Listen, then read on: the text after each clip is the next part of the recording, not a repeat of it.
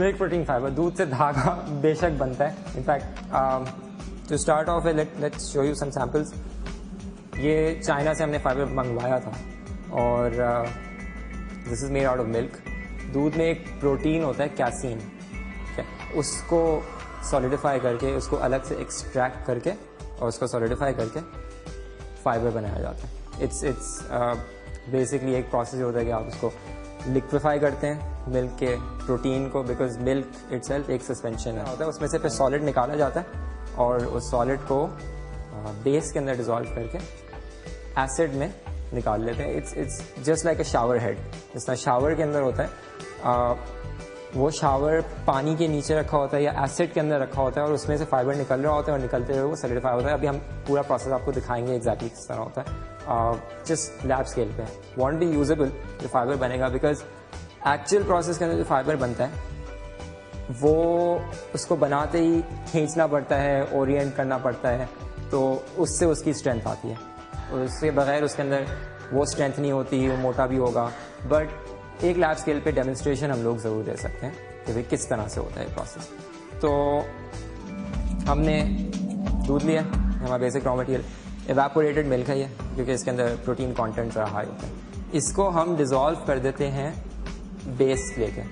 तो बेस जब ले लेते हैं तो वो एक इस तरह किसी शक्ल इख्तियार कर लेता है. एक दिन के बाद उसको हमें एक दिन रखना पड़ा था, वरना उसके अंदर वो सही विस्कोसिटी नहीं आती जिससे हम लोग कह सकें. जो गाढ़ापन होता है ना वो नहीं आ पाता. असल प्रोसेस में अब जो कर रहे हैं दे वो कहते हैं कि भाई बायो इंजीनियरिंग टेक्निक है. बायो इंजीनियरिंग टेक्निक जो उसकी है वो एक्चुअली बेस के अंदर डिजोल्व करने के बजाय उसको एक अलग एंजाइम के अंदर करते हैं. तो ये हमारे पास आ गया डिजोल्व्ड मिल्क प्रोटीन बेस के अंदर या एल्कली के अंदर.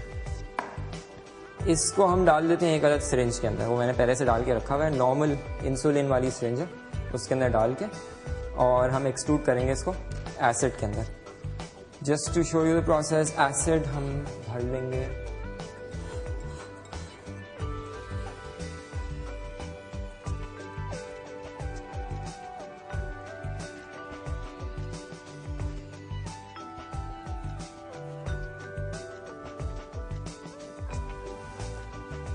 जनाब एसिड आ गया.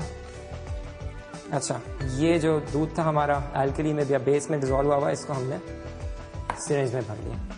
Now what we are going to do is plug this in over here very carefully.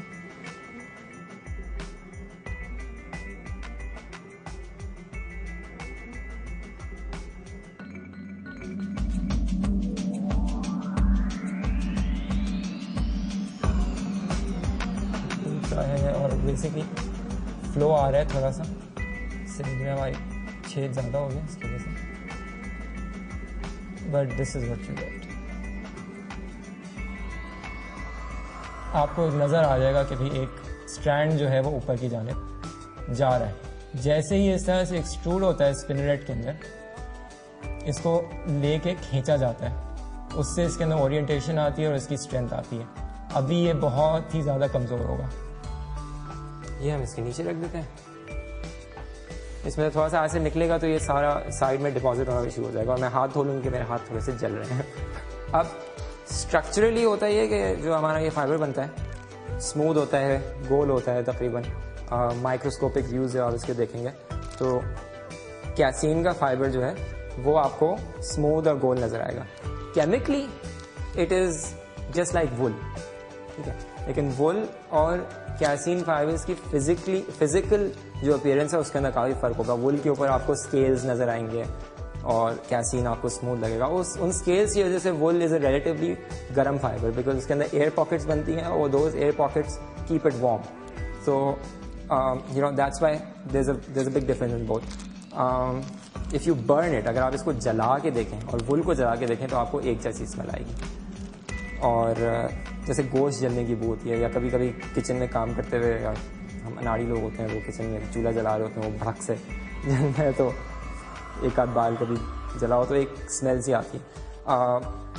Casein को आप जलाएंगे तो गोश्त जलने की बू आती है. इसी तरह वुल को भी जलाते हैं तो गोश्त जलने की बू आती है. कॉटन को अगर जलाते हैं तो कागज़ जलने की बू आती है, क्योंकि कॉटन और कागज़ सेल्यूलोज बेस्ड फाइबर्स हैं दोनों.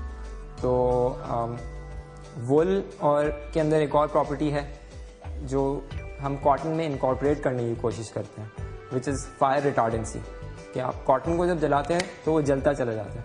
वुल फाइबर होता है, उसका एक दफ़ा आग लगाएं तो छोड़ें तो आग उसके अंदर बुझती है। जैसे आप फ्लेम हटा दें उसकी तो आग बुझना शुरू हो जाती है। ये प्रॉपर्टी कॉटन में इनकॉर्पोरेट की जाती है, वुल की ये प्रॉपर्टी हम भूल ही जाते हैं, क्योंकि cotton her cheese cotton fine that's वो चीज़ है। लेकिन और भी फाइबर्स हैं जिनके अंदर स्पेसिफिक प्रॉपर्टीज़ हैं जिनको हम यूज़ कर सकते हैं। आपने डेमोन्स्ट्रेशन देखी जिसमें हमने मिल्क यूज़ किया है to extrude a fibre. Historically since 20th century this is being used, इसको इस्तेमाल में है और चाइना में अभी भी उसकी एक कमर्शियल प्रोडक्शन है। लेकिन मिल्क में उसकी प्रॉपर्टीज़ के हवाले से कुछ इश्यूज़ हैं रिगार्डिंग द यूज़।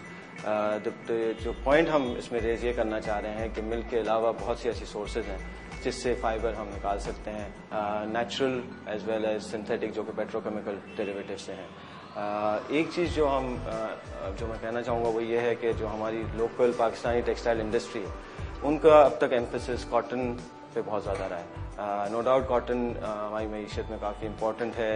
पाकिस्तान दुनिया का चौथा लार्जेस्ट प्रोड्यूसर है कॉटन फाइबर का, लेकिन कॉटन की जो यूज़ है ग्लोबली वो अब डिक्लाइन पे है। उसकी वजह यह है कि बहुत से और फाइबर्स आ गए हैं, और अगर हम प्रॉपर्टीज़ चाह रहे हैं हमारी प्रोडक्ट से तो हमें दूसरे फाइबर्स और दूसरा मटेरियल यूज़ करना बहुत ज़रूरी है। और इस प्रोग्राम के थ्रू और थ्रू आर रिसर्च ये हम चाह रहे हैं कि पाकिस्तानी टेक्सटाइल इंडस्ट्री को दुनिया में जो है हम कम्पिटिटिव बनाएं, क्योंकि टेक्सटाइल पाकिस्तान की मईशत का बहुत बड़ा हिस्सा है और उसको हमने उसको कम्पिटिटिव